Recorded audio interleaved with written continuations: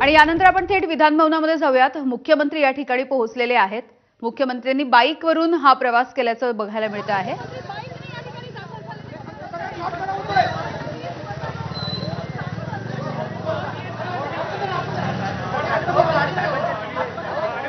तर ही आताची ताजी दृश्य आपण बघतोय। मुख्यमंत्री देवेंद्र फडणवीस हे सध्या विधान भवनामध्ये बाईकवरून आल्याचं चित्र बघायला मिळतंय।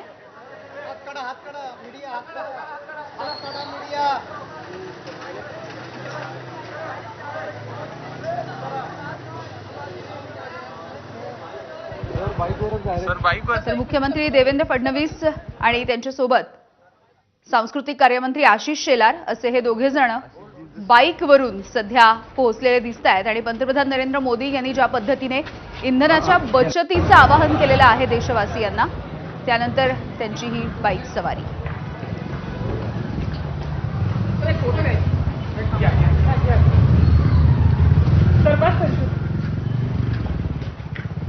अभिषेक मुठाळांचे प्रतिनिधी आपल्याला माहिती देत आहेत। अभिषेक, मुख्यमंत्री देवेंद्र फडणवीस हे रॉयल एनफील्ड 350 वर आपल्याला विधान भवनात पोहोचलेले दिसले। एकूणच पंतप्रधान नरेंद्र मोदी यांनी आवाहन केलेलं होतं इंधन बचतीचं, आणि अशातच इंधन बचती संदर्भात वेगवेगळे पर्याय हे आपल्याला समोर येताना दिसत आहेत। अनेक मंत्री असेल, आमदार असेल, नेते असेल, हे आपल्याला कुठेतरी ईव्ही चा वापर करताना दिसताना पाहायला मिळत आहेत। तर एकूणच दुचाकी देखील हा पर्याय असू शकतो।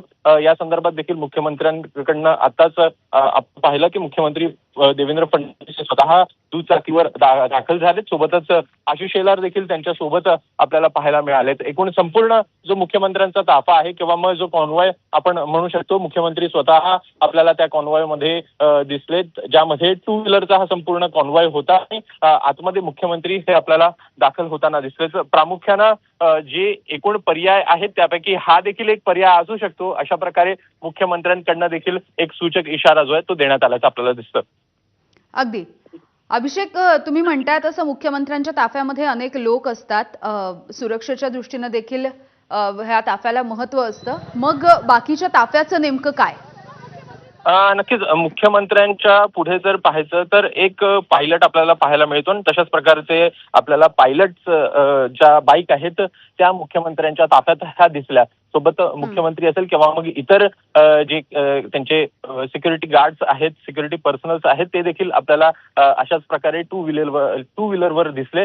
एकूणच मुंबईसारख्या गजबजलेला किंवा वाहतूक कोंडी ही आपल्याला मोठ्या प्रमाणात चारचाकीमुळे होताना पाहायला मिळते, आणि त्यामुळे कुठेतरी टू व्हीलर हा अतिशय चांगला पर्याय हा म्हणावा लागेल, जिथं मुंबईमध्ये टू व्हीलर ही पटकन कुठेतरी जाण्यासाठी आपण वापरू शकतो। त्या दृष्टीनं हा पर्याय मुख्यमंत्र्यांनी निवडल्याचं दिसतं। बरं अभिषेक, साधारणपणे हा जो प्रवास मुख्यमंत्र्यांनी केलाय तो कुठून कुठपर्यंत केलाय याविषयी काही कळू शकलेलं आहे?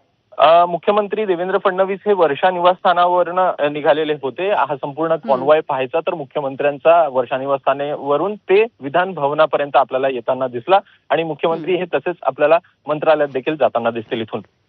बरं, हा प्रवास इथून पुढे सुरू राहणार आहे बाईकवरचा? नक्कीच आज तरी स्पष्टपणे दिसत आहे की मुख्यमंत्री देवेंद्र फडणवीस हे आज आपल्याला विधान भवनात टू व्हीलरवर येताना दिसले आहेत, दुचाकीचा वापर करताना दिसला, आणि तशाच प्रकारे विधान भवनातनं ते आपल्याला मंत्रालयामध्ये देखील जाताना दिसतील। मंत्रालयामध्ये देखील आज मंत्रिमंडळाची बैठक आहे, आणि त्या दृष्टीनं हा पर्याय आपल्याला समोर येताना दिसतोय। बरं, आताचा जर प्रवास आपण बघितला दृश्यांमध्ये तर मुख्यमंत्र्यांच्या सोबतच सांस्कृतिक कार्यमंत्री आशिष शेलार हे देखील होते। म्हणजे डबल सीट खरं तर हे दोघे जण एकाच या बाईकवरून आलेले आपण बघितले आहेत। अशाच पद्धतीचं उदाहरण सगळ्यांसमोर ठेवण्याचा प्रयत्न आणखी कुठले मंत्री करताना दिसतायत का? नक्कीच आपल्याला या अगोदर जर पाहायचं तर अनेक मंत्र्यांकडनं ईव्हीचा वापर देखील